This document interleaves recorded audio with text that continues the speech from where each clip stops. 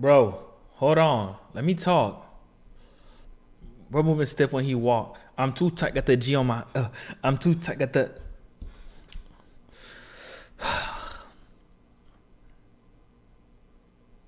Rolling, rolling, rolling. Got me stargazing. Rolling, rolling. Got me going crazy. All right. Um. Hold on. Hold on. We are live. Don't.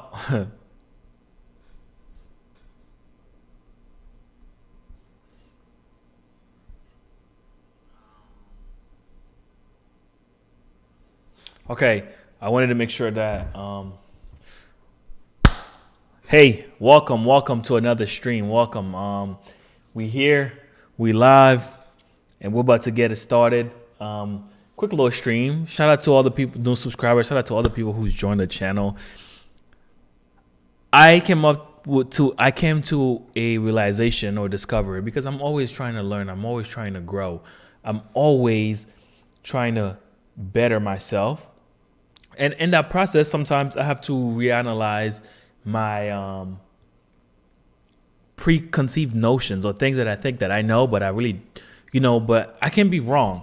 So with that being said, I want my channel or wanted my channel to be geared towards, tech and IT and mostly things like that, like mostly technology. But I have to include a little bit of pop culture in there because that will give my channel the visibility that it needs. You know what I'm saying? To actually get into that realm and talk about it. Because I think what I want to do or the things I want to talk about is because I'm passionate about them, and that adds, a little bit of value to me, and I'm more comfortable talking about those things. But also there are other things that I care about that I want to talk about, but they're more in the pop culture realm. And I thought, why not just add it as part of the channel? Although that's not my main focus, I think it can still serve us in a positive way. Let's see, something's going on here. Okay, cool. So with that being said, though, I try to stream a little bit. I try my best. I think streaming is an art. With that being said, I think streaming is an art. I think it's a process. I think you have to get used to it. I think the top streamers make it look easy, like a Aiden Ross or Kai Cenat, when they get on the camera and they just talk for hours. They make it look easy. I gotta say, like, when you start streaming and let's say you have pre-planned topics, right? You have these topics that you want to cover or that you want to talk about. Once those topics run out, I think of course, when you have a chat that's there, making it more entertaining alongside with you, of course, that adds, to the conversations that you can have. Of course, that adds to the conversations that you can have. But I think as well, push this mic a little bit closer to me. I think as well, having the ability to have a banter, just to talk nonstop, I think it's a talent. I don't know. I don't know how else to put it. Because I only thought of this because I was watching this drama that's going on with Kai Cenat and Joe Budden. And if you don't know who Joe Budden is a podcaster. He's a very old podcaster, very OG in the hip hop realm. If you don't stay up with hip hop, then you won't know who he is. Obviously not. But Kai Cenat is a very popular streamer. If you even see this channel, I'm pretty sure you're probably aware of who he is.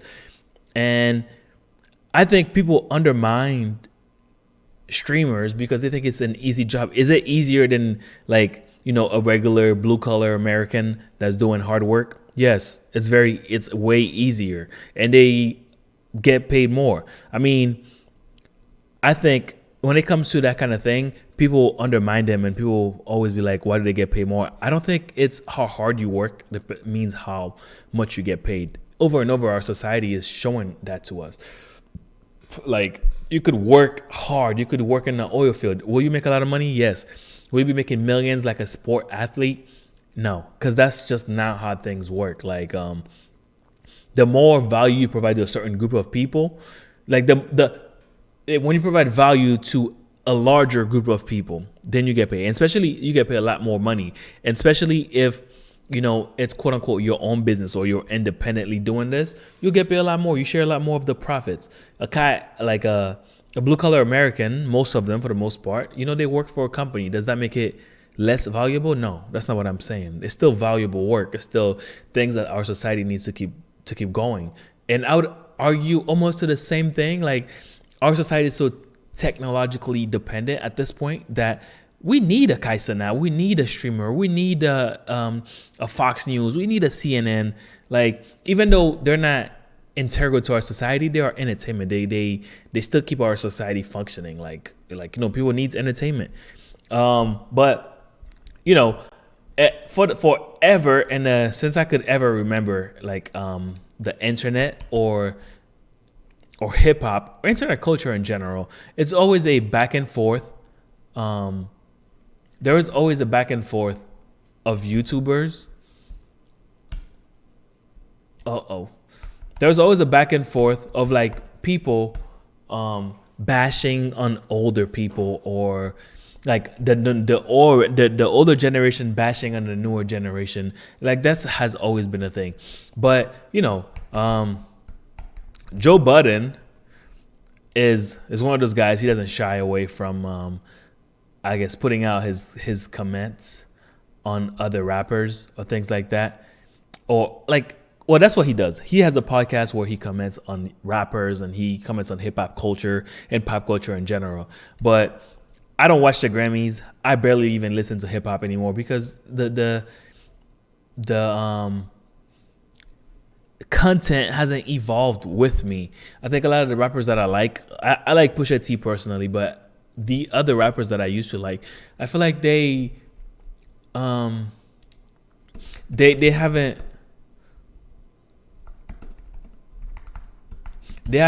kept up with my liking, or how my life is evolving. You know, I'm not the same person I was when I was 16 years old, when I used to like listen to that hip hop, you know. But now I have a different taste. I've acquired different things, and it's just not with me. But anyways, so we're gonna watch a little bit into it. We're gonna watch some of his comments and give our opinion on it and how we feel about it.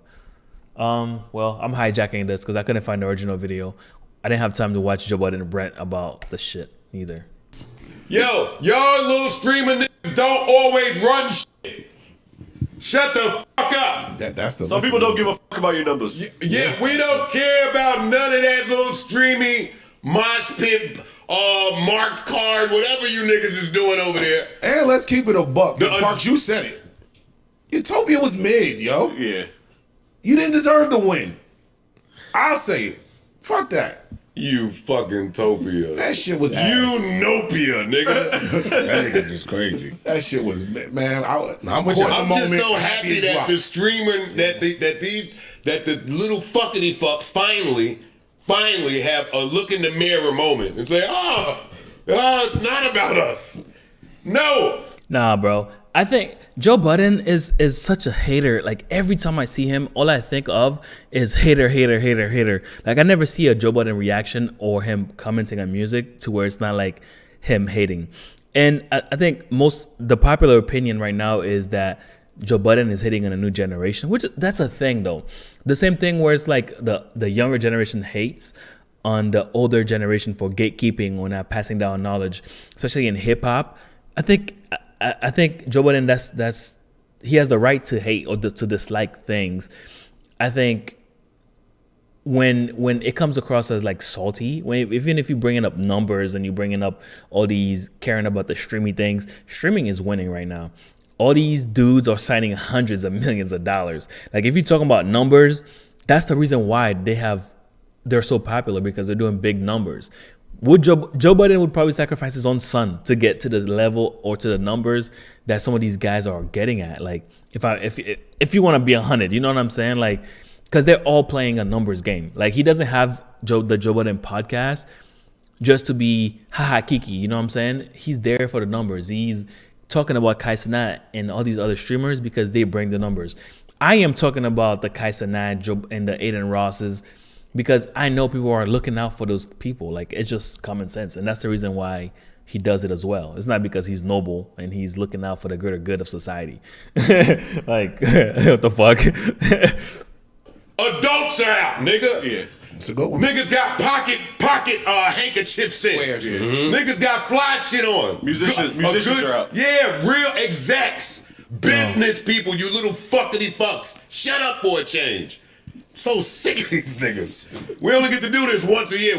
Listen, we gotta rush behind Killer Mike. Killer Mike won. We gotta let these niggas know what the fuck. Okay, let me ask you, who the fuck is a Killer Mike, my nigga? Like, I didn't watch the whole thing because I was saving it for a stream. Like, who the fuck is a Killer Mike?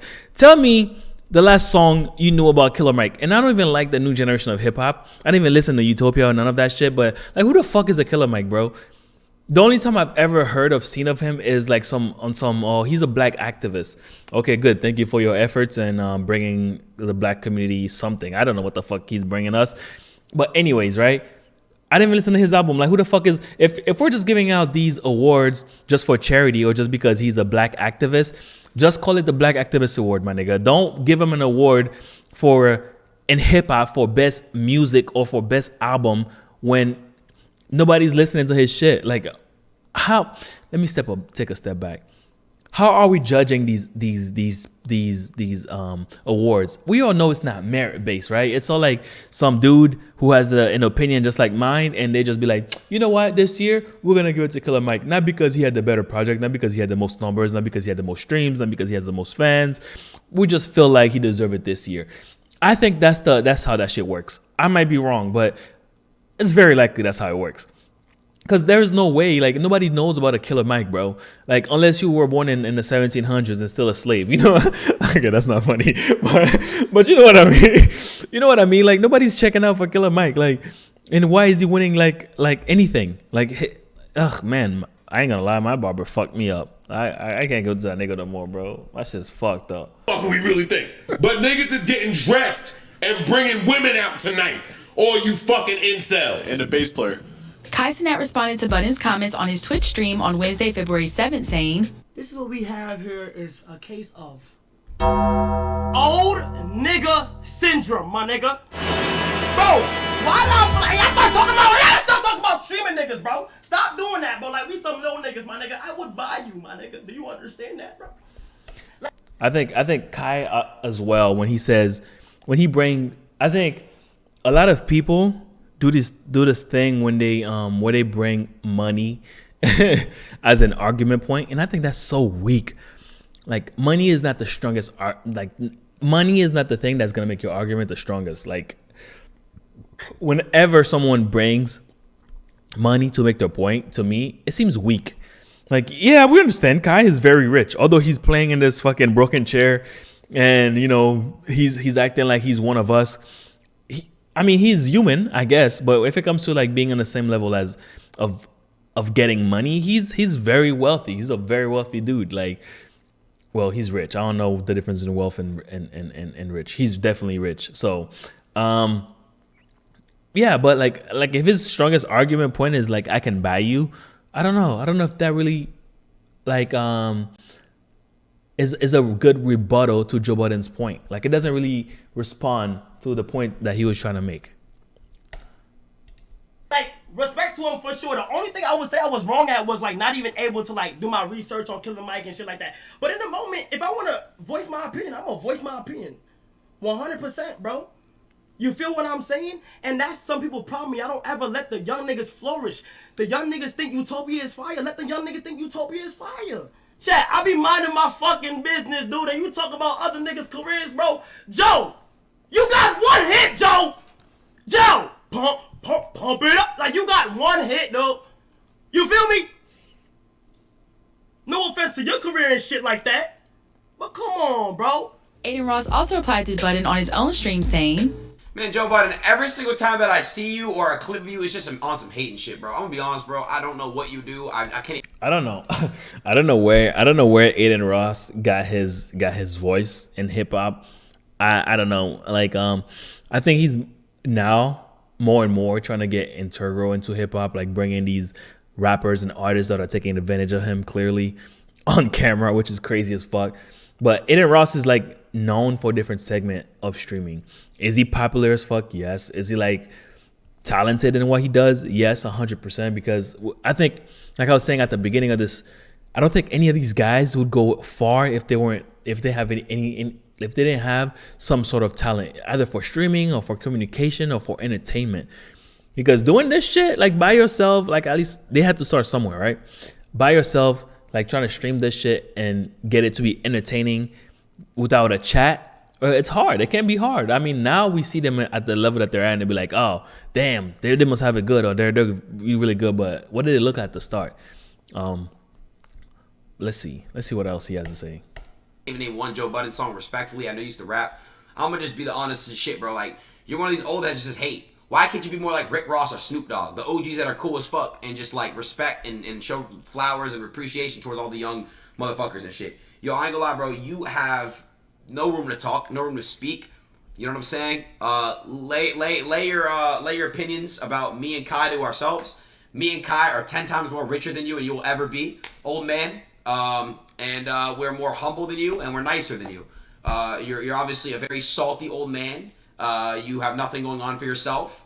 So you try to now hate on the young motherfuckers that are more successful than you. Joe Budden also directed his ire at Travis Scott and Playboy Cardi. Okay. I had enough of this old man, new man, ransom man conversation. I think all of it is like so dumb. It'll never be a point, and that's where the boomer thing came from as well. There will never be a point where I think the old generation likes the new generation. It's always like, oh, back in my day, Sonny, we used to walk 30 miles to school. Like, it's always going to be some shit like that. It's always going to be some differences because we won't see things eye to eye. Like, even the new generation that's like a couple years Gen Alpha from me, it's like from a Gen Zer to a Gen Alpha. Like, I can't, I'm like, damn, these kids, they're waking up with their iPads in their hands and they're doing Skippity Alpha, whatever the fuck it's called, the Skippity Toilet. Like, that can never resonate with me, okay? Like, they're going to be more into the TikToks. They're going to be more into the Skippity Toilets of the world. It can't resonate with me. And I think it's the same thing that these older generations go through and they don't realize it. Yeah, these dudes are getting a lot of money from a new form of media, which is streaming. I don't doubt that they're richer than Joe Budden because Aiden is signing people for $30 million. I'm sure he's getting more than that if he get that kind of contract to hand out to others. I don't think this conversation should lend towards money. I think it could turn into something more productive. Joe Budden is definitely hating. Like, although I'm saying, all of this, I think Joe Budden is definitely hating. He's coming off as a hater. He never has anything productive to say to add to the conversation. So, but resolution, where should this go? I think we should stop worrying about those award shows, man. Like, it's obvious it's not based on merits or how accomplished you are as an artist. Like, if it was, Nicki Minaj would have won a Grammy a long time ago, and I'm not even a fan. You know what I'm saying? Like, because she is one of the best female rappers, that has touched a mic. Why does she have one? Why doesn't Travis Scott has one? Like, his fan base is ridiculous. He has dropped some great albums. Like, what are we judging this based on? Like, the people judging it, do they even understand what's going on within the culture of hip hop or the culture in general? So, I don't know. All of that shit is lame. It's goofy to me. I think we need to leave the award shows behind and we can do, and we can do a lot better than that. In the same terms of hip hop, like, I've watched the whole Fonnie Willis trials, and this is not about Fonnie or anything like that. I've watched the whole thing while I was at work. 2 days. I watched the 2 days where the dude was testifying, Nate was testifying, and I watched the whole thing where Fonnie Willis took the seat. The way she ran into that courtroom, I was dying, bro. When I was watching her testimony, I was crying. It was so funny, like the way. And I also watched her dad taking. So I guess 3 days, her dad taking the stand, which is also like I cut it half because I had actual work to do, but I think this whole trial is hilarious. It just shows you that people in general have flaws, man. Like people have flaws. And I think the whole night tonight is gonna be surrounded around people are flawed. Okay, just because they're showing you like pretty teeth and nice smile on the camera doesn't mean they're perfect. Okay, because they're portraying a perfect life to you doesn't mean they're perfect. Like these, even though she is a DA and she's supposed to hold the law and she knows the law and she's telling you one thing, doesn't mean she's not doing another behind your back or she's not doing anything to benefit her. Because I think humans as a species, we are very self-motivated or like I want, and that's how we know we destroyed everything that ever exists. Like all the resources, that's how we overuse them. I think we're getting off edge a little bit, right? But I just said that to say, funny, like people in general, when you see somebody, either an artist or famous actor or politician, I think we should consider the fact that they're flawed. Okay, like don't look at them like a role model. Don't look at them like they're perfect. Don't look at them like, oh, they're there to hold the law and therefore, or because they're the president, therefore they're the most righteous people. They are the people that we're supposed to look up to. And I keep saying that over and over on my channel, and because it's true, and it's something that should be taken into account. But anyways, one of the lawyers in Young Thug's team also got tried, or she will get tried. She got charged with being in a gang. Let's take a look at what that looks like. He's representing a defendant in the YSL gang case is now in trouble herself, and I've learned that she faces a gang charge herself. This is Nicole Fegan. She was arrested today in Gwinnett County stemming from a September 2022 deadly shooting in downtown Atlanta, not far from Centennial Olympic Park. Fegan is not accused of shooting anyone, but Atlanta police say investigators learned she contacted a suspect in the shooting and told him there was a warrant for his arrest. Investigators say she learned about that during a court hearing related to the shooting. Police say she told the suspect, who they aren't identifying, to dispose of his phone as police were going to arrest him. Detectives say Fegan was not representing the suspect that she called. She faces 2 charges: participation in criminal street gang activity and solicitation to tamper with evidence. Fegan represents YSL defendant Tinquarius Mender. Besides Fegan, police have also arrested Keontae Davis in this case. It's unclear if he's the suspect she called, but officers took him into custody last February after he was pulled over for rolling through a red light. This is body camera video of that arrest. Davis is accused of taking part in the deadly shooting, which went from an argument to gunfire. 1 person was killed and another was injured in that case. He faces at least 2 charges, including murder. Back out here live, we have been working to get her arrest warrant, but so That's crazy. That's crazy, bro. Imagine going through law school and spending all of that money and resources, all them nights up studying just to throw it away for some gang members. The world is starting to make less and less sense to me every day, bro. Like, that shit is crazy. I read another story, unrelated, of some guy in a Walmart parking lot. He had a fender bender, right? He hit somebody else. And the person, without even thinking, hopped out and killed him, bro. Killed him just because of a fender bender, because he hit his car and the person just lost it. Like shit like that just makes less and less sense. I do understand that media or the news sometimes like they overshare or they sensationalize, whatever the fuck the word I'm looking for, right? They make a sensation out of like crime and bad things happening or guns, but that shit like it's still like be like, oh my God, it's more and more it's happening. More and more it's happening. Like it's rare that you see like a good news like, oh my God, baby was rescued by a lion. I don't know. Some shit, you know what I mean? Like give me some good news for once. Like make me happy. Like make me smile. All this depressing news, like it's even more depressing news. It's like, Wisconsin has had the first tornado in forever, like their first forever in February, and the winter season is gone, and because winter is gonna be a season that's gonna disappear, we're gonna have a forever summer, and blah blah blah. It's gonna get hotter and hotter. It's like, bro, fuck, all these like news are getting me sad. It's like you can't even be happy for real. You know what I'm saying? Even if you try, like it's like bad news after bad news after bad news. Even you can't stay focused. But like I was saying, imagine she did all of that, went to school, studied hard, passed the bar, just to throw her life away for a gang member. I think some of these people also, like, and it goes back to the same theme, like, do not take these people because they have a high car, or they live in a big house, or they make more money than you, to be righteous, or to be like be held at a higher morality than you. And that goes for me as well. Like, just because I'm saying that, I don't take like, oh, because he's saying that, he should be trusted. No, my G, do your own research. Like, people are to be evaluated day after day. Tomorrow I might wake up a different person. I am to be evaluated on my actions and not my words, and not the things I'm saying right now. Because people say a lot of stuff they don't even mean. They could be joking. They could be making an inference. But long story short, like, because people seem to be righteous doesn't mean they are. But just because they seem to be at a high position, or they're supposed to be doing the right thing, doesn't mean they are going to do the right thing. You know what I mean?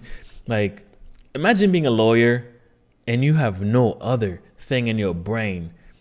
You have no other way to spend your time besides committing a crime, which will be a crime for a person that you are not even defending. Mind you, she wasn't even a lawyer for that guy. She just called him. I wouldn't be surprised if she's like in a Fonnie Willis situation where she is having cunnilingus with this gentleman, and that's the reason why she tipped him off. Like, I wouldn't be surprised. You know what I'm saying? Like, things like that happen. I mean, hood dudes, they get around. They get to messing around with the high powered people, like lawyers and politicians. Because, you know what I'm saying, when you got nothing to lose, you know what I'm saying, you make sure you give them your best D. You got nothing else to provide, you know what I'm saying? You don't work, you know what I'm saying, you got all the energy, you got all the time. You have the energy to give them good D. You have the time to give them good D. You're not doing anything anyways. You know what I'm saying? So sometimes that's what it is. Their connection is made by either force, fear, or just, straight up cunnilingus, good cunnilingus. Good back shots. Pop, pop, pop, pop. I'm interested in seeing how this whole case with YSL goes down, man. The whole Fonnie Willis thing that's happening in Georgia. The whole YSL, the Trump thing. It's becoming like so like interesting. I think social media has opened a veil for us to see behind the curtains of politics, of media, of things like that, which is pretty cool. All right, let's take a look at Neuralink. Switching gears a little bit. The reoccurring theme in this channel, if you watch it, I preach about privacy and things like that, and how companies don't really care, or they don't really respect your privacy, and as long as it can be collected, they will collect it. And they shouldn't really be trusted. But Neuralink is a company that was founded by Elon Musk, and the premise of it is to help disabled people, or paraplegics, or people that cannot walk, talk, see, things like that. And it's supposed to be a computer that they implement in your brain, and you should be able to do telepathy, whatever, and you can interact with a computer, you can talk, and you eventually give you the ability to see. They recently had their first human experiments. So we're gonna see and watch and react and see how that goes. So I haven't watched this video before, but we're gonna watch it together. I need another chair because I cannot sit straight in this chair, and it's like I look like a freaking sack of beans. All right. Get some more. In the latest update from Elon Musk's brain implant company Neuralink, we have learned the fate of their very first human patient. Neuralink has begun the most controversial medical experiment of the 21st century, bringing science fiction into a real world that might not be ready for the consequences of a cyborg revolution. Neuralink has arrived. Now what comes next?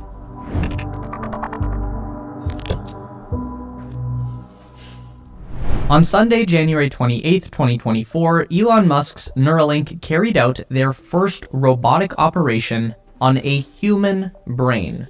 The patient was implanted with a total of 64 wires directly into the tissue of their cerebral cortex, each wire containing 16 microscopic electrode sensors, and then a very small battery-powered computer device was nestled inside this person's skull before the incision was sealed.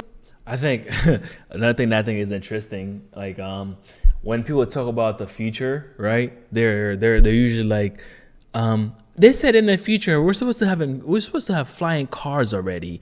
Oh, in the future we're supposed to blah blah blah, but all we have is flying cat videos, right? And it's like we don't see the present. We don't see the things that are currently happening.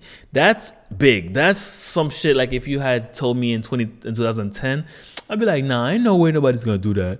You know what I'm saying? As a kid, you like, or if you told somebody this in 1999 or 1997, they're not gonna believe this. Or you know what I mean? Like yeah, we're gonna put a computer inside somebody's brain, and that computer, that person, if they cannot walk, they're just gonna be able to walk. If they cannot see, we're just gonna give them the ability to see or the ability to talk. I think the dystopia future or this super technology of humans merging with computer is like right in front of us, and we are living in the future. This is the future. You know what I'm saying? It doesn't get any more futuristic than this. Filled up, and the N1 chip was powered on for the first time inside a live human being. Elon Musk has confirmed that patient 0 survived the procedure in good health and is recovering well. Elon also noted that the Neuralink device has already begun to show promising neuron spike detection. Ever since the concept was introduced 8 years ago, Neuralink has felt like a purely speculative techno-fantasy, but in 2024, Neuralink is real and it works. He did it. He really did it. Elon put a Fitbit inside someone's skull. So, now what? Well, Elon Musk promises that the first Neuralink product that will be tested is called telepathy. And by that, he means the first software application that will harness the capability of the N1. I think that's the thing that scares me the most. Like, it's all in good faith, right? I think humanity have built a lot of things in good faith. Like for good things or with good intentions. Like I read a comment, somebody said, imagine you don't pay the subscription fee for this and they start shutting down your limbs. Imagine you're walking down the street and all of a sudden you cannot walk anymore in the middle of traffic and you just start breaking down, your legs stop working and shit like that. Or my biggest thing is hacking. You know what I'm saying? Hackers sometimes, some of them are malicious. And some hackers have good intention. It's not all bad. Like if somebody has malicious intent and they somehow got into Neuralink's network or they somehow got into one of these chips, communication. I'm not really sure how it communicates here or how it transfer the data. If it's RFID, if it's Wi-Fi, Bluetooth. I don't know how it's doing that, or some sort of new airwave technology that it's using to transfer the data to your phone, or how it's being controlled. Somehow hack into this device and you're asleep, and there's so many other things, like so many things, like that thing is literally connected to your brain. Like I have so many questions, bro. I have so many questions. Device that is currently resting inside the skull of at least one human being. I'm not getting over that anytime soon. Neuralink's telepathy will enable the user to control a smartphone or computer simply by thinking. And by extension, the Neuralink patient can use telepathy to control any external device that is connected to their computer or smartphone. So in theory, telepathy should allow the user to reach out and control pretty much anything. It is important to acknowledge right now that Neuralink has not just created a superhuman cyborg. In fact, our patient 0 and all of the other initial users of Neuralink are people suffering from an extreme physical disability, full body paralysis. So the purpose of this first clinical trial for Neuralink is to help restore some level of autonomy to people who have the least. The initial application that Neuralink has demonstrated is telepathic typing and cursor control. Just by thinking about the movement of the cursor on a computer screen, the Neuralink will enable a user to write messages, open applications. And I think also when he says it's working, I haven't seen any videos. I was searching. I haven't seen any videos of it working or in the middle of a demonstration. It's what is projected to do. It's like what the vision is for said product at the moment, but it's not what it currently can do or what they're actually doing with it. Again, I think the cause is noble. I think, everyone deserves to be able to walk, to be able to go to the fridge by yourself or be able to wipe yourself, because nobody really wants to enjoy that unless you enjoy that. I don't know why you would. But anyways, I think the mission is noble, but just knowing about software and computers, like there's going to be so many vulnerabilities in this thing, and people are going to try to use it for your knowledge. Maybe if this somehow gets connected to and it can store your actual thinking, and it gets so convoluted and people can access it and gather your information from your head, or like if you're thinking something criminal or you have a bad thought and all of a sudden the cops already show up at your door. I have so many questions. Is that even like, it's like, what the fuck are you talking about, dude? But then again, we're talking about some shit like a computer in your brain that's going to be able to make you walk if you're disabled. You know what I'm saying? I think the lines or the boundaries are kind of like blurred at this moment for me. I don't know, man. Browse the web, and even play video games. This is all stuff that has already been demonstrated in the company's monkey experiments for years now. So this is what we can assume the first human Neuralink users are doing right now. And as Elon pointed out, if you can use a smartphone, you can operate any smart device that is linked to that phone. So even without having to move. And that's the other part. Like, what they call this is the attack surface, right? If all these devices are like interconnected and there's like ways, if you get into the washer machine that's connected on the Wi-Fi, you can somehow pivot over to this freaking person's brain. Or you get into the printer, you can somehow pivot into it's things that are already happening. Okay, this is like technology thing that's already happening. This is why I always rant and yap about why do people need their fucking washer machines connected to the internet, or their dryer connected to the internet, okay, or the fridge connected to the internet. You don't need all of that shit connected to the internet. It's like more things that can be hacked, more attacking surface that malicious actors can use, right? And if somebody get into one of these devices on your network, and all of a sudden your brain is just they're sending malware into your brain, and you start breaking down. You know what I'm saying? It's not a funny topic. I think it's very serious. I think it should be taken very serious. Securing that device and all these devices that it's connected to, that they are secure as well.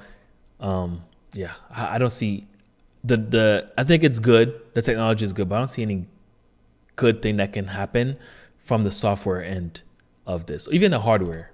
Or speak, a patient could change their thermostat, dim the lights, open the blinds, activate the Roomba, lock their doors. All of these Internet of Things enabled devices are now accessible through Neuralink telepathy. Okay. Also, I know like some of these IoT devices are owned by some of the big ads companies. What happens when they start delivering ads to your freaking brain? You're sleeping and all of a sudden you see freaking ads appearing on your dream. You're just dreaming of ads like over and over and over. In the middle of the day, you're walking and there's just ads playing in your brain. And you think it's just subconscious, but it's this thing delivering ads to you directly. But that's not all that Elon Musk has in mind for Neuralink's first human trials. Elon also teased that Neuralink is working on a second application that will join telepathy. This one is called Blind Sight. Elon has been surprisingly optimistic in recent months that even an early version of Neuralink could restore eyesight to the blind. The idea here is that the N1 implant could be used to beam digital vision from a camera directly into the brain. This one is a little further out, but in theory, it is possible. So with telepathy, the Neuralink device is being used exclusively as a Well, I mean, the human species is we're always making progress, I guess, in everything. The first human eye was surgically implanted this month or this year. That is something that has never been done before. So that's very possible. We're always doing stuff. Whether it's good or bad, I don't know. But we're always doing it anyways. I guess this part talk about how it's connected. Possibly as a transmitter. The implanted wires are picking up neural activation signals from inside the cerebral cortex, and then those signals are converted into computer language by the N1 chip. Bluetooth is literally one of the most insecure freaking protocol or service ever. And broadcast via Bluetooth into a nearby computer or device. If this is possible, then it would stand to reason that you could flip the process and transmit digital information from a device through Bluetooth into the N1 implant, which would then convert the digital signal into neuron activations. To accomplish this, the implant would send electrical pulses through the tiny wires into the brain tissue to stimulate the neuron response. I mean, theoretically, that's how computers work as well. Computers literally work by sending electrical bits, and we're somehow converted electricity into what we see today. I mean, your brain, according to science, because I don't know, is sending electricity all over. It's all electrical stuff going on. So theoretically, you know what I'm saying? That shit could work. They're making it work. It makes sense. If those wires were implanted directly into the visual cortex region of the brain, the specific patterns of neuron activation should be interpreted by the brain as visual input. So even a person who has never seen with their eyes before would be able to visualize the world around them. Now, this won't be anything like having real eyesight, but a low-resolution black and white image should be possible as long as we can activate the right neurons in the right patterns. Imagine something like an old Atari video game from the 1970s, where each pixel on the screen is either on or off. The graphics were very limited, but you could still create a recognizable image. And just like video game technology has improved over the decades to become more and more detailed, the same thing could be done with this new digital brain vision. Only progress will happen much, much faster thanks to machine learning. Hey everyone, as we cruise through the superhighway of... Yeah, I think that's the only thing that scares me. Like, it's just all these connected things, the protocol that it's using. First of all, the protocol that it's using is Bluetooth. Bluetooth is not known to be secure. It's not the most secure thing that you can have. Like, maybe they come up with a new Bluetooth, Bluetooth. Maybe they come with S Bluetooth, or I don't know, the S for secure, or I don't know. And all these devices that it's connected to, like I said, it's all an attack surface. Hackers can get on your fridge, bounce around in your freaking head, and now all of a sudden you're getting hacked. But in the future, which is probably like 10 years from now, I want to see how this turns out. I want to see the big picture, because right now I am blind. Hopefully I don't have to get that, or hopefully I wouldn't have to get it. I don't know what this means. Like, I don't know what the noise means, bro. Like, I'm still trying to figure all this out. If you subscribe, thanks for subscribing. Yeah. Hopefully I wish I could have seen it. I can see it, bro. I don't know what's going on. Okay. I feel like every time before I get into a controversial type of topic, I have to give my disclaimer so people don't, so people know where I'm coming from, so we can be clear, so we can both be adults about this. Anyways, there's this video that happened, and I think it's funny. Like, I was laughing about it, genuinely laughing about it. Like, in the reality of things, I know some of these motherfuckers who take life too serious gonna be like, there's nothing funny about this. People almost died. Shut the fuck up. You know what I'm saying? It's okay for me to laugh. I can have a sense of humor. You know what I'm saying? I can laugh. I mean, behind closed doors, when this camera's not recording, you don't know what type of jokes I make anyways. You know what I mean? So let's get into it. I was laughing. I was dying. Love. Crystal Vision in the house. Add a little context to this. This cop allegedly almost killed somebody over an acorn. All right, let's get to it.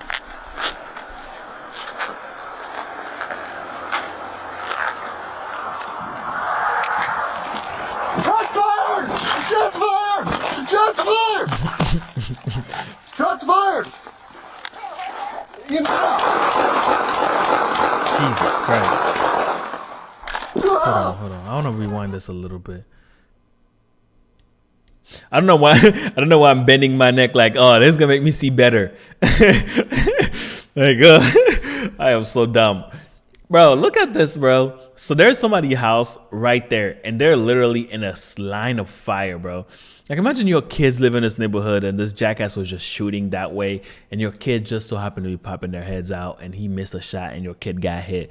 Like, what are they gonna tell you? That's the thing about cops, bro. Like, I personally, I don't want to say love, okay? I don't want to say love. I personally respect cops. I respect people who work.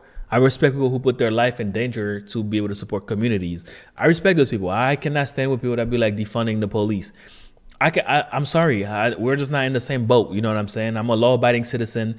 I pay my taxes, and I just hope that these motherfuckers do their job properly and they understand the law and stop violating people's rights. That's all we can ask for. But when it comes to supporting them, yeah, I support the cops. You know what I mean? But besides that, I'd be rich. I'd be rich in a house too. Double time. But besides that, you know what I'm saying? Some of these cops, I don't know. People are calling for training. I don't know what kind of training you give somebody to be ready for a situation like this. I guess only military people can become cops. Again, that comes with its own problems. So let's continue watching this.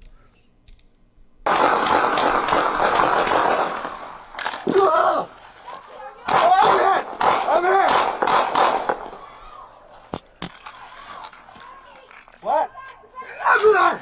In the car! I'm shot! In the car! Oh! Bro, that noise would never not be funny, bro. That noise would never not be funny. Do you know your tag number off the top of your head? I gotta rewind this. In the car! Oh! In the car! What? I'm there! In the car! I'm shot! Through the car! Oh! But Do you know the your bigger tag number question, off the bigger question that I haven't heard, or the bigger thing that I haven't heard, we here to hold every fucking body accountable, which you should do for me as well. If I fucked up somewhere, you should hold me accountable. You should be like, this is wrong. I should stand corrected. Shout out to Be Rich with all the hearts in the chat, all the hearts. I should stand corrected. You should correct me. These cops, we have to hold them accountable. Like, he shot, like, the only thing that we know that happened to him is that he got fired. That is attempted murder, okay? That is not a fireable offense. That is attempted murder. That is standing on trial for attempted murder. Like, you don't get a pass just because you made a fucking mistake. Like, I'll explain on my past video.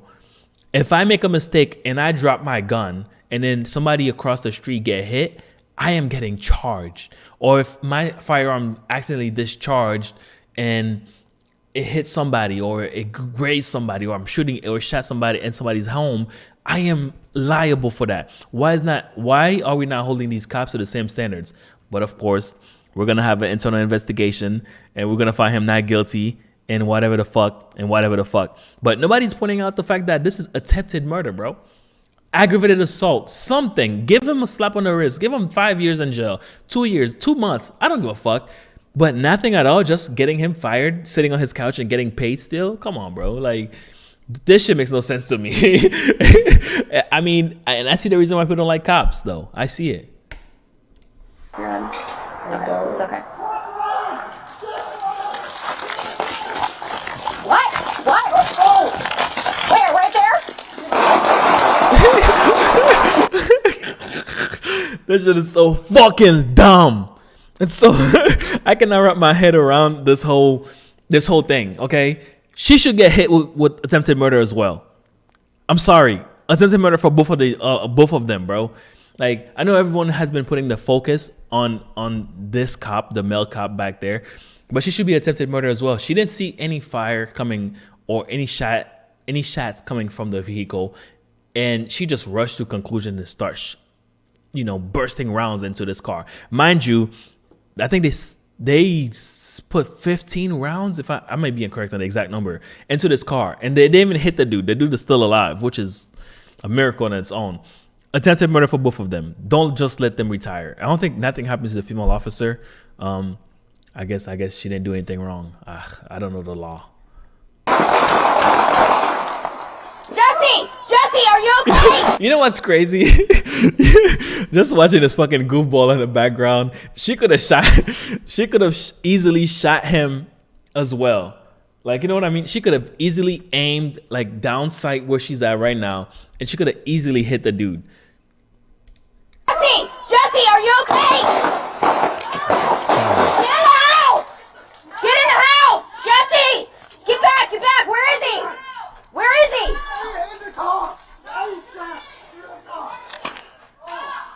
43, give me traffic. Shots fired. I got a deputy there. Also, like, my biggest thing in life is you don't know how you would react unless you put yourself in somebody else's foot or you are in that situation.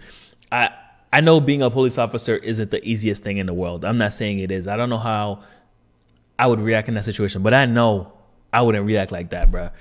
Because a lot of these people, bro, they out here, they're scared, bro. They're scared. Like, which is why the first thing I do when I get pulled over, I put my hand out the window, making sure they know that I'm not a threat to you, babe, bro.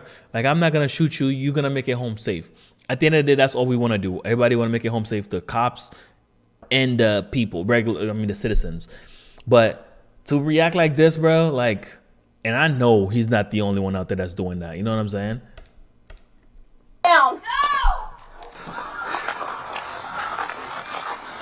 Jesse, come back. These cops are so fucking dramatic, bro. Cops are so dramatic, bro. Like, I feel like most of them, they can't wait to empty their fucking guns into somebody, bro. Like, every day they wake up. You know how, me personally, every day I wake up, I just pray that I make it back home safely. I feel like every day they wake up, cops wake up, it's like, damn, I can't wait to, my trigger finger itching. I cannot wait to dump my mag into somebody today. Somebody better not try me today. Because somebody's going to hell or heaven. I don't know where they're going, but better not try me today. Because look how they're responding for somebody who didn't even actually shoot. After the guys like shot 15 plus times into the car, into that person. Look how he shows up. Look how they show up. If that, at this point, the guy would have been dead anyways. But look at the response. But they don't do all of that shit when somebody's shooting up the school, huh? They rather stay outside and ha kiki. That's crazy shit. My legs went numb when it hit me. All right. I don't know. My legs went numb for a second. I heard a pop come from. Go this way. Can you move? Yeah. I got you, buddy. Boy, my God, I am flabbergasted, man. But I don't think, I don't think that person will be held accountable. I don't think no one in that situation will be held accountable because of the obvious. It's a cop. You know, cops don't get the same treatment that we get, which is unfortunate. They're not held to the same standards that we are held, which is BS as well. What the heck, man? What's going on outside in the big world, the big world? Let's talk about the United Kingdom. Shout out to all of my youths out there. Shout out to all of my United Kingdom youths. Shout out to Crystal Vision. He's a real United Kingdom youth. You heard?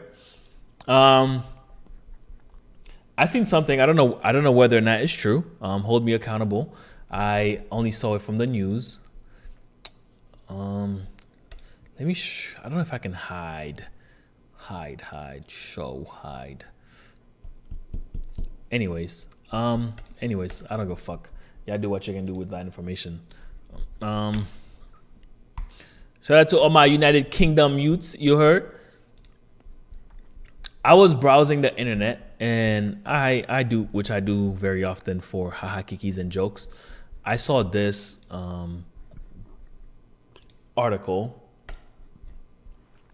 regarding the United Kingdom. In it, bro. You're not really from the United Kingdom, innit? You're not really like that, innit? Yeah. Big boy Ivy Rich got ties in the West End. Firstly, let's talk about depressions and recessions and things like that. I went to Investopedia firstly to get a definition of what a depression is. Some things that define I guess, a country or an economy of being in a depression are a substantial increase in unemployment. So unemployment, a drop in available credit from banks, like banks not giving out loans, diminished outputs and productivity. So basically, GDP is going down. If you're not producing anything, the economy is starting to slump. Money's not coming in, or you're not exporting as many goods as you were before. Debt default. So if you owe other countries monies and you're not able to pay and you default on that loan, that could also be sign of a depression. Reduced trade and global commerce. We already covered that. The stock market start declining, and it's not an upswing all the freaking time, I guess. And your currency value is just devalued, and it's losing money by the day rapidly. Low to no inflation or even deflation. Inflation rise is the rise in the cost of goods and shit like that.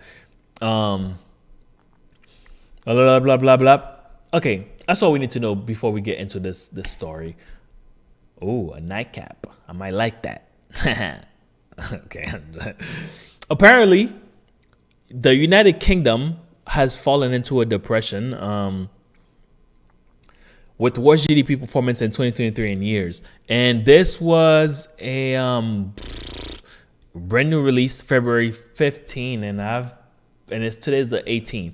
So if this is correct, also I want to make it with the caveat. I don't live in the UK. I don't know exactly what's going on. I just want to use this article as a forecast of if this is true, because every freaking day it's always like we're going in. It's the next depression. It's the next biggest freaking end of the earth, World War IV. You know what I mean? Like, we're gonna take it with a grain of salt. And also, this is CNN. It is what it is. The United Kingdom has slipped into recession just months ahead of a general election. Official figures showed Thursday. GDP fell 0.3% in the final 3 months of 2023, following a 0.1% contraction in the July to September period. The Office for National Statistics said a recession is commonly defined as 2 consecutive quarters of contraction. So technically, it met the definition, but at least for me, let me see for me, when I hear of a depression, I feel like people can't eat, people are starving, things are in disarray, and a loaf of bread costs $10 million. That's the way I feel about it, but that may not be true. Like, people living in the UK may not feel that they're in a depression. They might not be seeing the effects of it, like, mainly. This is somebody's comment. We don't care about that. It says the ONS estimates that UK GDP increased by a meager 0.1% in 2023. That's the worst performance since 2009, when the economy was still reeling from the global financial crisis. If 2020, which was affected by the pandemic, is excluded, last year's weak rise in output follows growth of 4.3% in 2022. Across 2023 as a whole, the economy has been broadly flat. So the UK is very closely, I think that's the main reason why I wanted to cover this. The UK is it's allied with the US. We're very close. You know what I'm saying? We're friends. We're good friends. We're on good terms. We might tickle each other's balls here and there a little bit. You know what I'm saying? As long as it's consensual, we don't care. So if the UK is falling into a depression, and we trade with them often, I wonder where the US stands next. Because, usually it's a domino effect. Once the UK cannot pay its debt to the US cannot pay its debt to China won't pay its debt to, and this X, Y, and Z, Germany and France, and that now all of a sudden it's global recession. Says the news will come as a disappointment to Sunak, who's, I'm butchering this word or person name, whose ruling Conservative Party is contesting 2 local elections in England on Thursday. It could also widen the already commanding lead the opposition Labour Party enjoys in opinion polls ahead of the national election expected this year. Also, just because the UK is going through a recession doesn't mean that we have to go to a recession as well. The US has to enjoy a recession as well. It could all be different. You know what I mean? I don't know if you do. I don't know if that emoji is for the ball tickling, bro. I don't know, bro. It's kind of weird, bro. I don't know which part merited that comment, bro. With the tongue out. It's kind of crazy. Britain's stagnant economy. The United Kingdom gross GDP grew just 0.5% in 2023 and is expected to grow 0.6% this year. The second worst performance made among major economies. Look at India's growth. The U.S. Damn, India has been booming. Yeah, India, China, Japan. Look at Japan. Jeez. Wow. Look at Japan go. 1.9%. That's pretty good. Wow. While the UK has slid 0.1%. I think also, like, we focus so much on like this type of thing. You already know it's kind of crazy. I think we focus a lot on like we focus a lot on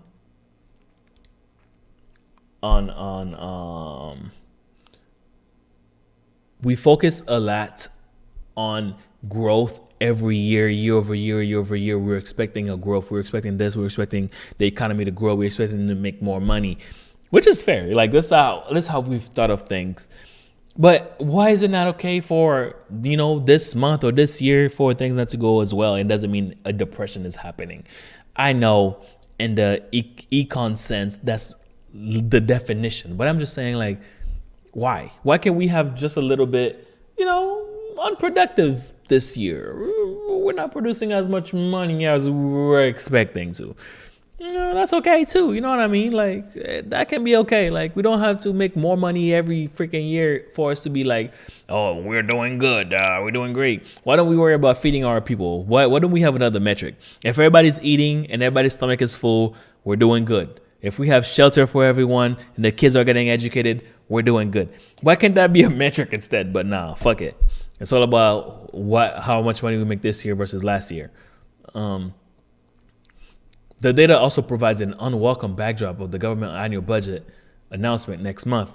UK Financial Minister Jeremy Hunt is widely expected to unveil moderate cuts to some taxes despite the anemic economy and sky-high government debt levels.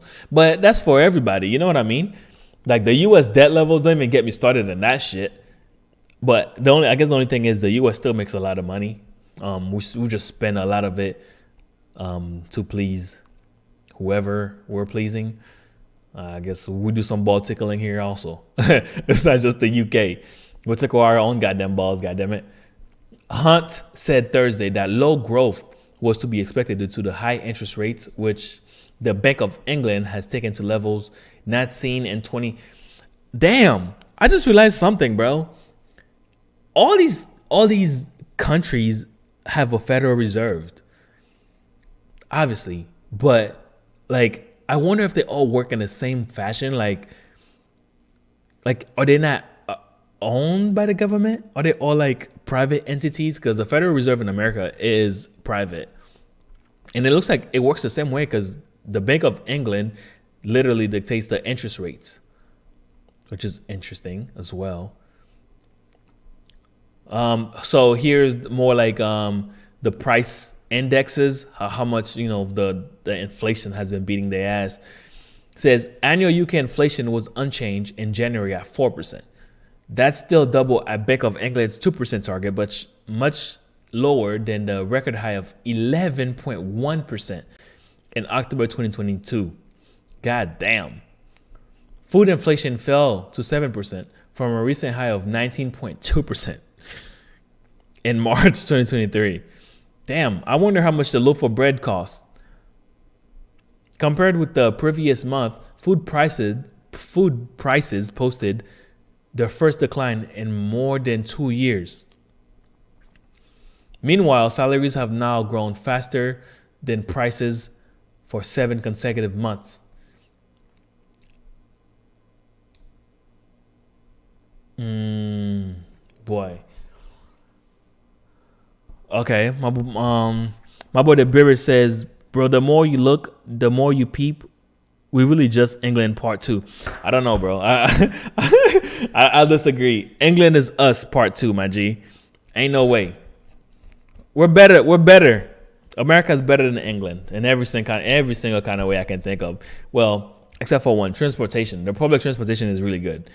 I gotta say, really, really, really freaking good. Like I saw it and I was like, I went out there and the transportation was actually pretty nice. You know what I'm saying? It was pretty nice. I felt it. But besides that, I don't know about no part 2. I think the only thing that America needs to happen though, that we need to do, is another Boston Tea Party. Start throwing teas over the harbor. You know what I mean? Because, geez, like we had enough. We really had enough, bro. Like, cut it out. We had enough. What the heck, Brody? Look at this. You want to see this? The future. We are living in the future. I'm sure at this point everyone has heard of OpenAI, the company that owns ChatGPT. CEO Sam Altman, right on my right side. They recently introduced their first text-to-video model, Sora. You can create up to 60 seconds. Where you can feature highly detailed scenes, complex camera motion, and multiple cameras with vibrant emotions. Let's check out this video. They released a couple of videos. I guess the most popular one is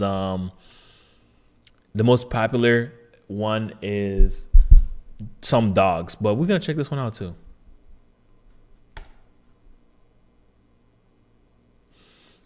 I guess well, they also provided the prompt for this. No sound is kind of crazy. The scene looks pretty good. If we're being honest, I was trying to find some things myself, but only to point out things that people already point out.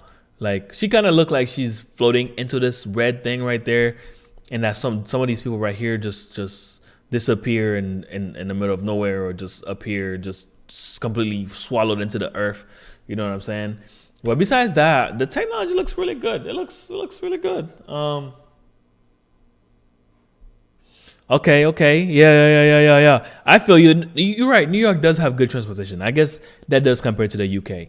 Yeah. But besides that, though, you know what I'm saying? We don't really have it like that over here. Well, that's the prompt that generated this. Beautiful, snowy Tokyo City is bustling. The camera moves. Gorgeous sakura petals are flying through the wind along with snowflakes. I don't know, bro. That shit looks pretty good. I think people are scared of this. That's most of the comments that you would see at the bottom of this. This is also another one that was generated. Like a lot of the shit here looks weird as well. Like if just by looking at it, a lot of it looks weird. Like those signs are weird. People are like wearing straight jackets. People have like fucking 6 foot, 8 foot, 7 foot. Hey, look at this person. Straight up straight jacket. Like her hand and that bag is crazy. But then I think when we judge the tech on that level, I think we're being a little dishonest, if I'm being honest. Like, I think we're being a little dishonest because it's new. Like, we have to give it time to evolve. Look how fast this shit has evolved. Like, yeah, of course, it's not going to get it perfect the first few times, but let's wait in a couple years, maybe 2 years. Maybe at the end of the year, let's reevaluate how it produced this video. I think we can be a little harsh on it. I don't see how this was to help us besides make quicker videos. Like, for me, personally, if I'm doing a video, I'm going to try to generate it with this shit. To use some clips in it instead of paying whatever those websites called the stock clips videos. Me, IB Rich says, me when Sora got a video of me doing a crime I didn't commit. That's true. I didn't even think of that. That's a good one. I didn't even think of that. You could deadass generate shit of people. You think people were mad about the Taylor Swift pictures Bro, wait until dudes are generating pictures of Taylor Swift giving the Glock 6000. Or in the stand, throwing it back on Tyrone's BBC. Like, those are the things that's going to be possible if it can generate from text and it's not being monitored, or it can go outside the boundaries and it can generate graphical content, like X-rated content. That's going to be a possibility. But like right now, it's at the infancy. Like, we have to give it time to grow. Are there some like are there some like faults into this? Of course, it's new. The technology has to evolve. How can they make this any better or safe? Damn, look at the zoom in, bro. Crazy. Blood clot, brother. The teeth is kind of fucked up, though. I ain't gonna lie. I think it's still working on the teeth portion. That little smile. Jeez. Damn, at least it's getting fingers correctly now. we used to complain about fingers. I don't know, bro. It looks like it's getting it good.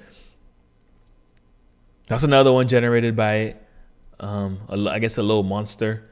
Animated scene featured. Bro, it's going to be crazy because those stock video websites that's selling you those stock videos for your video pay $19.99 a month.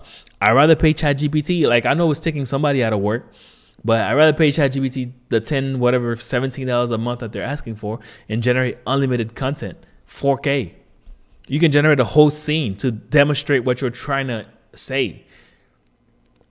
What is going to be crazy. I know people are going to use it for malicious shit, but think about the positives that can come out of it. You know what I mean? Like, people are going to use it to like do fraud, impersonate people. Like, you think deep fakes was hard then? Wait until it's like deep fakes of you at the bank on a video call and it's your voice and it's your face. Like, shit can happen, bro. Imagine you lose your phone and somebody stole your phone and they already have a deep fake of you, AI generated face, and they are able to scan that and log into your phone and get access into all of your banks that uses Face ID. I mean, shit, we have to draw outside the boundaries because at this point it's all like theoretical. It's all theoretical. I think it all looks good, if I'm being honest.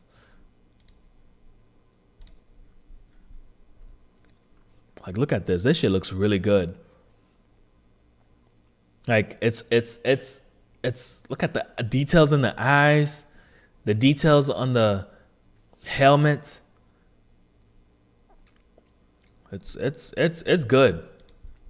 It's good. I must say it's really good. A movie trailer featuring the adventures of a 30-year-old spaceman wearing a red wool knitted motorcycle helmet, blue sky, salt desert, cinematic style, shot on a 35mm film, vivid colors. Shit. That's amazing. I think people always trying to talk about the future, but the future is now, bro. It's not waiting. It's not waiting. Like, we were just talking about text to pictures. Like, oh my God, look at the beautiful picture that I can generate of Taylor Swift. You know what I'm saying? Understands with this tech. But now you can do videos. You can make a video of Taylor Swift, throwing it back, export that video, watch it on your Apple Vision Pro Plus Max. That's the feature, bro. That's it. We here. We here. Put on your Apple Vision Pro Plus. Do some Sora videos of Taylor Swift, Rihanna, Beyonce, Miley Cyrus, whoever tickles your balls. You know what I'm saying? Whoever, you little deviant monster. And then just put it on your Apple Vision Pro Plus. You know, have you a good time. Get you a beer, a generated beer. Get you a joint. You know what I mean? Hey, the world is your oyster. You know, you do what you want. That's the feature we want. That's it. That's the good things that we can use it for, I guess. I don't know. shit, we got to do something good. And I think that's the good things that's going to come out of this. Because otherwise, people are just going to be using it for dumb shit. I think there's going to be a place where they're going to host a website, and these things will, whenever a video is generated, it will have some kind of code encrypted in the back end. Bro, I don't know why your text doesn't show up on the cam. It doesn't show up on the stream. I don't know why, but yeah, but think about it though. That's facts. That's facts. Your Apple Vision Pro, you know what I'm saying, a little dirty. You know, got to clean it up a little bit. You know what I'm saying? You don't need those socks anymore. You know what I'm saying? The Apple Vision Pro is your sock. That shit is ridiculous, man. But yeah, anyways, let's have a little conversation. Let's have a conversation about cryptocurrency and crypto influencers in general. And as you can see, and as I always preach, it's don't trust people so rapidly. Like, you are for the most part a resource, right? When these YouTubers or famous people start popping, a lot of them just use you as currency. Like, you are literally currency. A lot of these people, when they're very famous or they're very popular, and they start pushing these things on you, and they start pushing, oh, I am dropping a cryptocurrency and it's my best project. Oh, I am dropping a merch. Go cop that to help the channel. Like, nothing wrong with supporting your favorite YouTuber, but are you getting financial advice from them? You have to discern, like, whether or not it's like your play money or real money that you're dropping hundreds of thousands of dollars into that kind of shit. It's kind of ridiculous if you ask me. It's kind of crazy. There's no world, even if I'm asleep in my Apple Vision Pro Plus, there's no way you can convince me to get crypto advice or financial advice from KSI. KSI is a very good YouTuber. I've watched him personally, so this is not anything about his content.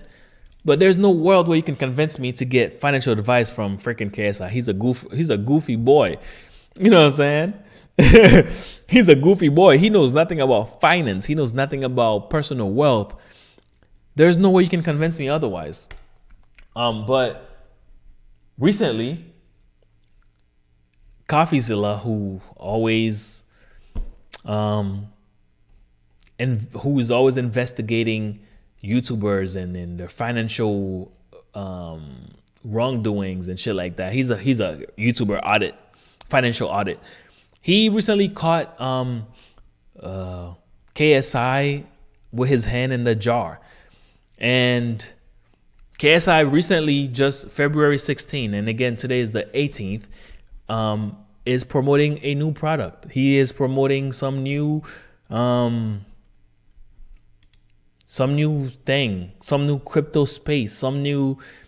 And again, like I keep saying, like, I think I have empathy. Like, I feel bad for the people that are getting scammed, but I have to ask, like, why the fuck would you put money into this shit, knowing these dudes' history, knowing things that have occurred in the past? Like why? Let's watch this little trailer though.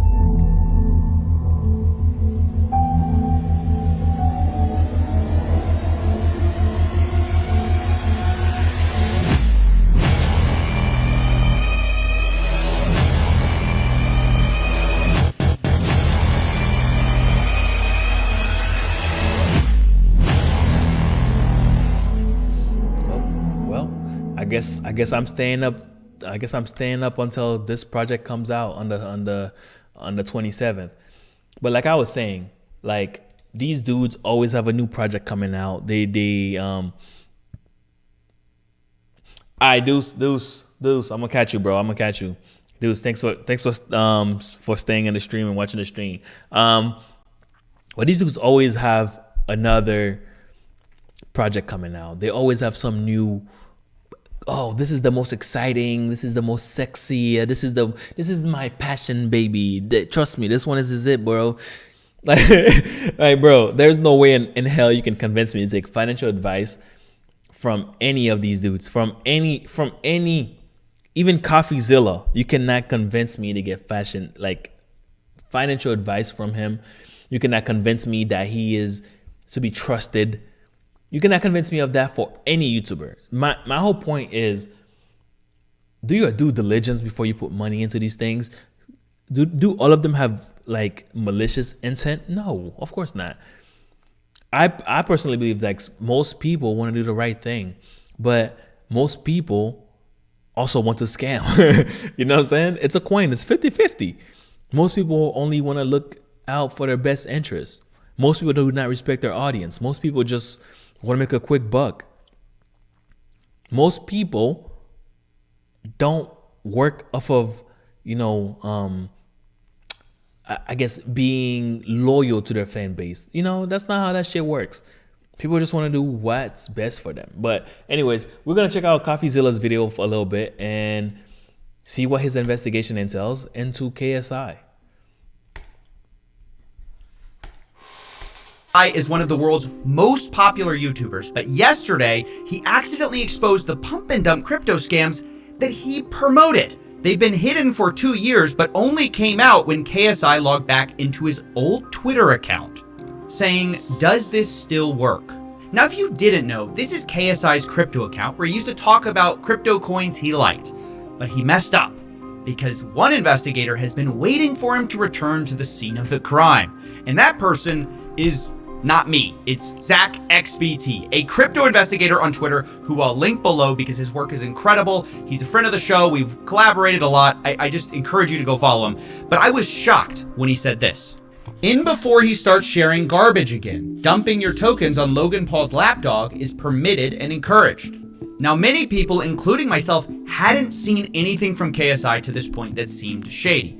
But Zach had been waiting for this moment. He goes on, "Remember when KSI posted this? All of a sudden, my..." This is like really long. I don't want to watch the whole thing because I already watched this a couple times just so I can get my points across. I think I want this to happen in the future. I want one of these crypto projects from a YouTuber to be successful, just so it's not the stigma, or it's not the every time you see a project that you're like, this is just another scam. I don't know, bro. The last 10 was a scam. I don't know about this one. Like, where you gotta look at them with a side eye. I want to be able to say, like, not all of them were scams, but unfortunately, that's just the trend. It's just scam after scam after scam.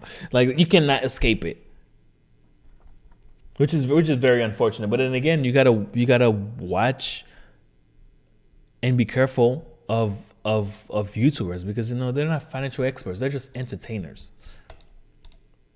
Seen anything from KSI to this point that seemed shady, but Zach had been waiting for this moment. He goes on, "Remember when KSI posted this? All of a sudden, my XCAD bag is looking juicy again. Huddle Gang then proceeded to dump $850,000 worth of XCAD over the following days from his wallet address. Now, obviously, I was stunned by this, but looking at the date of when this all happened, I realized Zach has been holding onto this piece of evidence, waiting for KSI to come back to this account. This is like all like old stuff. Shout out to Coffeezilla. He's been doing this YouTube shit for a long time and also I've been watching him since Coffee Break. That was like his first channel ever that I was aware of when he did the investigation into YouTube and in the trending tab and all of that.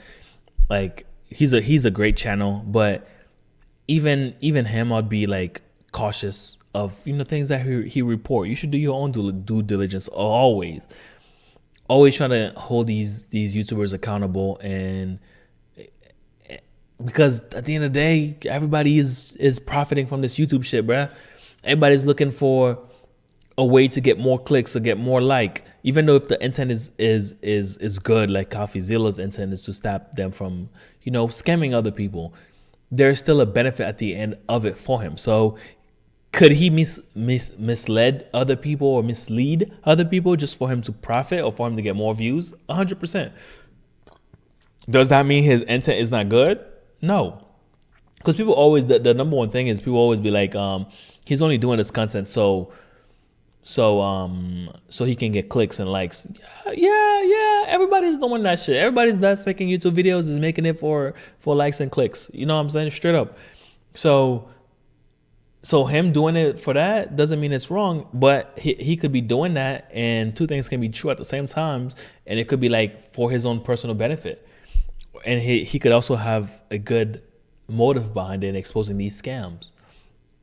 KSI did respond, so we're gonna look at some of the KSI responses that he did reply to, because Coffeezilla hit him up on the mailbox.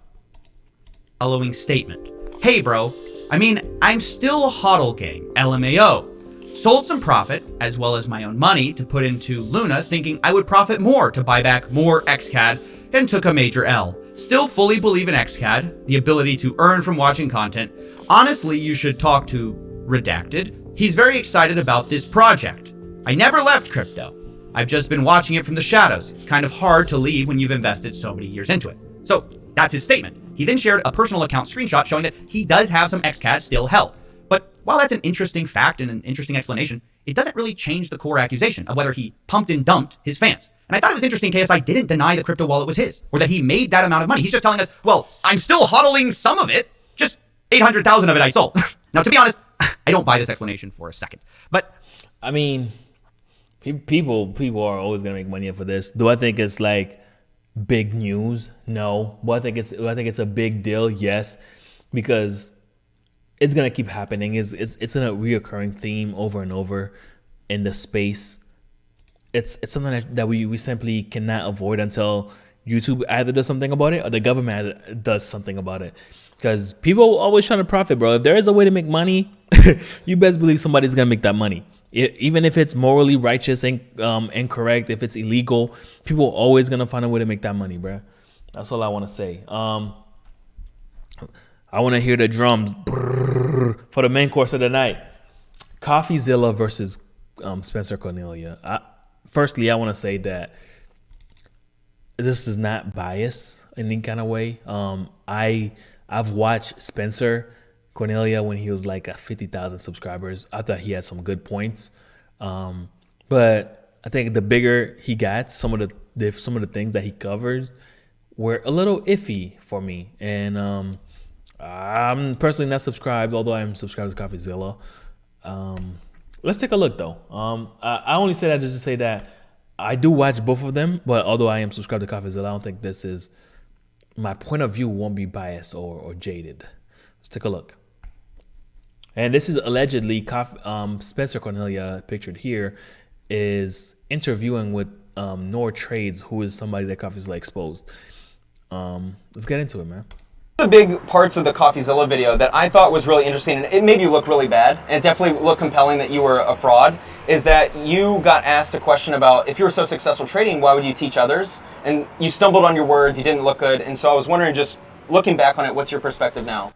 The other thing too as well that I talk about is people change every single day. People change. Tomorrow I might wake up and my point of views might change. The next week, always got to be auditing people, based on their actions. Spencer Cornelia, when I used to watch him, he used to be holding like scammers accountable or try to like expose scammers. But now he's collabing with them because that's a bigger bag. The bigger bag, the more clicks, the more views. He's hanging out with that side. He's trying to make more money around that realm. Even what's that dude name? The dude that's always talking about coffee, and he's a real estate guy as well. Graham Stephan. Like I used to watch him as well, but I have to discern from what is him trying to sell me on a product, and that end person buying that product is me. And him being sincere and just offering information. I think all YouTubers at the starts with a good, like with good intent. Like I just want to produce this content for the most part. I think most YouTubers do.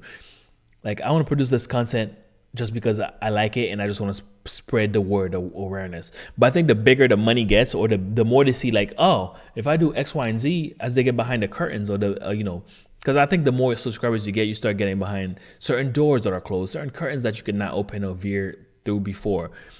And they see how much more money they could make if they make, maybe I should just step left a little bit. And I think the money just overlooks everything, honestly. So this video was originally meant for Spencer's channel. That's why he ended up visiting me in Miami. But after finding out that I was fully legit and what we were about, he decided it wouldn't do too well on his channel. And that's what you could see from this comment on his Instagram.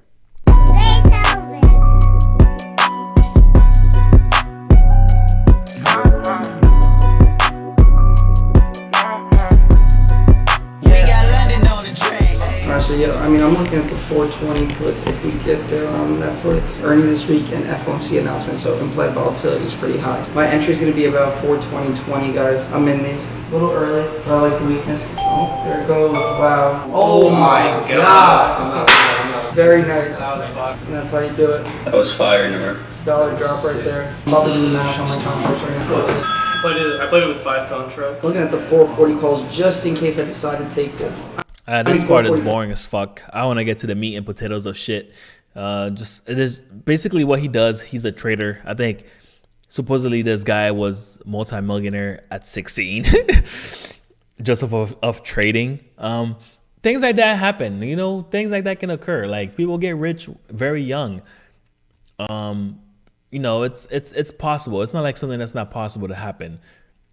But you have to be a boy genius. You know what I'm saying? Not anybody can just wake up tomorrow and just become a successful stock trader. Where I flew out 5 random students to just, transform their lives, have fun, and just see how my daily life goes. All right, man, I'm out here because Coffeezilla, a good friend of mine, made a video about you a couple years ago. And so I'm wondering, what was your first reaction to that video? I mean, as soon as I saw it, it was just, the title just pulled me into it. I was a little confused of where he was going with that. So I ended up taking a quick watch of that.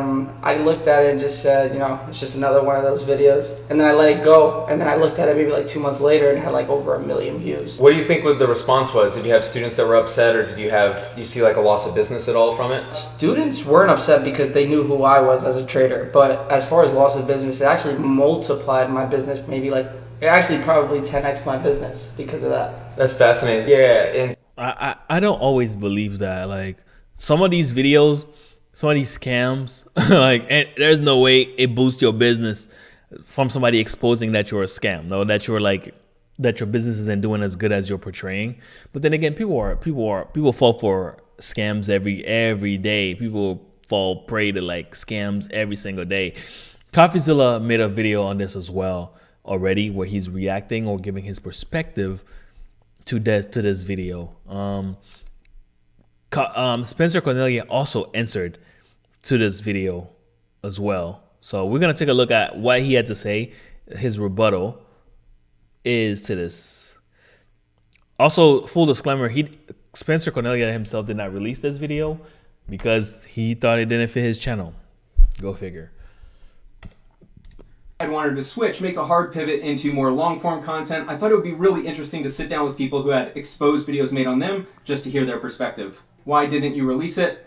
I realized pretty quickly that my audience didn't care for this kind of content, and I released a couple videos and decided not to release his.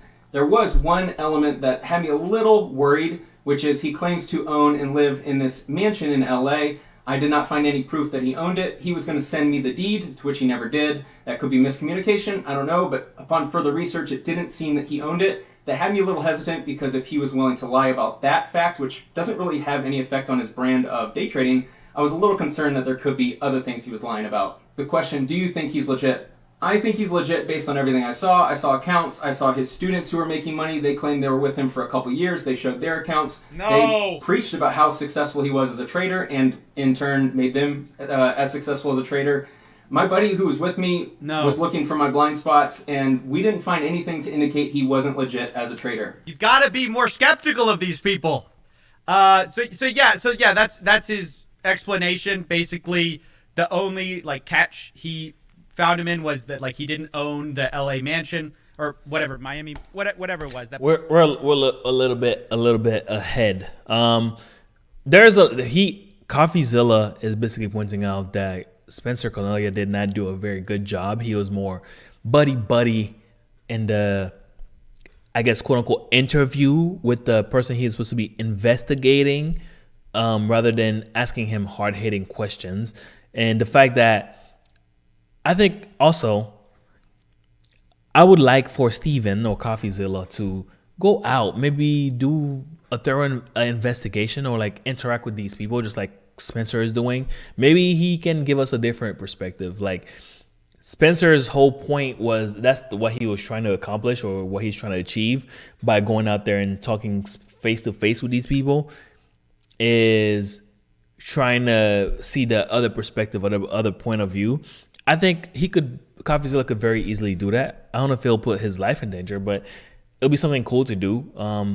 Maybe get to know these people, and maybe they're not lying. But a 19-year-old that's very successful, the best stock trader ever, that never lose on a trade, I don't know, bruh.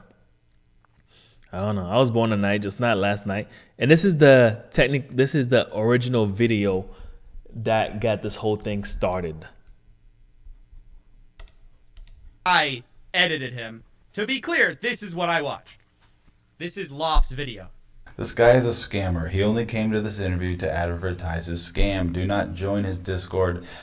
By the way, how pissed would you be if you paid $4,000 and they start the video by calling you a scammer and making you look stupid? I would be furious. This guy makes money off people, not off stocks. I actually just posted. What's your response to that? I mean, people. So look. When's market off? So that was his edit. He made you look bad, okay? Don't blame it on me. Anyway, I just this whole thing is like it's like a kiddie fight. Like it's nothing serious. Like at the end of the day, this guy, he's gonna keep getting his business the way he has it. Spencer Cornelia, though, I think his integrity comes into question when you start putting like even doing content like this, and you're supposed to be investigating or questioning these people, but you're like buddy. In his channel, he has a couple videos where he's doing collab with like people that are so-called scammers or taking advantage of communities, creator communities and things like that, or their fan base. I think more and more, it comes into question. Like, what's your true intent, bro? What you trying to do? Let me see your other hand, because you know what I'm saying. You're trying to hide your hand. Let me see what you hiding over there. But let's watch a little bit more into it. I had to say that because this guy multiple times implies that I just wanted views, I just wanted clicks, I just didn't do my homework. So wait a second, that wasn't me. But anyway, let's continue. Every interview and podcast, people who get interviewed know that they have to let you know the questions beforehand, or they have to ask you at the end of the video whether those questions are okay or not with you to be posted. And No, that's not how a great podcast work. No, predefined questions, especially for something that you're investigating. It's like in court they do that. I mean, of course, if you don't like something, you have the right to say no. I want this to be cut out. But it's not, if somebody's investigating you or investigative journalist, they don't have to send you the questions prior to them asking you the questions. Like that doesn't make any sense. I've approved those questions, and I even came up with a couple of those questions with him. We're right here with the... Okay, that's another part I wanted to talk about real quick. So Noir Trade says, if I had looked bad, why would I approve these questions? I had to approve these questions because I paid for this. I found this surprising, and I didn't believe it for a second. So I asked Loft. I emailed Loft, and I said, hey, is it... I mean, I think this whole thing is just kiddie fight. The most that will come out of this is Spencer Cornelia will lose some of his credibility around the YouTube sphere, right? And I'm sure he's gonna make a video on this, entering on it, and we'll be sure to catch it and watch it and see what he has to say in response. Because Coffeezilla, at the end of the day, he's in the right in the situation, because he did his video and he had proof that this guy was not a scammer. This guy doesn't have any proof. It's just an interview of him responding back, like that he's not what they say he is. Like also this, like the original headline, the 19-year-old Noir Atasa turns 20,000 into 2 million in 1 year. Like, what the fuck? stock trading genius. Like, this is obviously like a written page crap. It's not like /page. You can see from the archive, this is back in July 7th, 2019. It says 19-year-old Noir Ada turns 20K into $2 million in 1 year. And then when you go to his website, look at what he said. In 2018, he said, check it out at noirtrades.com. This is the verified Noir Trades account. Now the website goes to stockhours.llc.com. But at the time, it went to noirtrades.com. And there it is in black and white, this sales page that he says I made up, that I invented, that never existed. I just can't believe this guy so blatantly lied about something that he knew was on a website of his. That wasn't a funnel into the Discord at the time? That wasn't my actual website. I mean, who in their right mind is going to believe that this kid is 19 years old and is a financial expert? You know, it happens. We have outliers that people become super geniuses and at a very early age, but even they have to commit time to become a savant at one particular topic. Like these Wall Street bets, not even Wall Street bet, these Wall Street traders, bro, majority of them, I would say 95% of them, they like go to school, rigorous school, just to be able to trade at a high level. You know what I mean? And this guy, he's only 19. He still got milk under his nose. You know what I'm saying? that's what the old people say. You still have milk on your nose, son. What you talking about? Like, there's no way you way up there like that. I wouldn't believe it. Like, in general, that's where I want to end this video. I don't think or the stream in general, I don't think there's any cojones to this. Okay? I always say this, and I'll always say this, and I will always say this, and I will always, and I keep saying it. Do not trust these YouTubers, dude. They are literally on the platform to make money. And if they happen to grow a big fan base, a lot of them will not respect that. They will not respect the fact that you mess with them enough to subscribe to them or to support them. They will go out their way to violate that and make the most money possible. Not everybody has integrity, okay? And because somebody says something today doesn't mean they cannot change tomorrow, and they can, follow their actions instead of the things that they say. On the screen, what I'm saying, I could just be telling you BS. I could just be yapping. And once I cut this camera off, I'm doing something completely different. My life is completely different. The gist is, whether it comes to Spencer Cornelia, who's supposedly reviewing scammers and spammers and exposing fake gurus and things like that, and then all of a sudden do a 180 and low key trying to support them or making them seem cleaner than they are for whatever cut or whatever he's benefiting from that. More clicks, more likes. Maybe he's getting paid on the back end. I don't know. I'm just alleging shit. Maybe. That could be true too. We don't know. I'm just saying, just be aware that that's a possibility. Don't trust all these YouTubers promoting their most passionate project yet, NFTs, and most passionate project cryptocurrencies. It can all be fake. It can all be just a gacha. It can all be a money grab. Okay. Well, with all that being said, make sure you check out Coffeezilla's channel. Watch the original video. Check out Spencer Cornelia channel and see what you think about it. Yeah, it's been a fun stream. I don't have anything else to yap about. Nothing regarding security or nothing regarding cybersecurity or the privacy world right now that I want to talk about. Hopefully I can be back on stream another day, another time. It's been your boy, the Yapper. Thanks for checking out. Thanks for hanging out with me. Thanks for subscribing. Shout out to all the new subscribers. It's been a good week, man. It's been a good week. I have no complaint. Make sure you like, comment, subscribe as always. I appreciate you subscribing. I always appreciate your support, and I will try not to violate your support or violate your trust in me. With that being said, it's been your boy the Yapper. Thanks for tuning into the stream. Deuces. Yeah.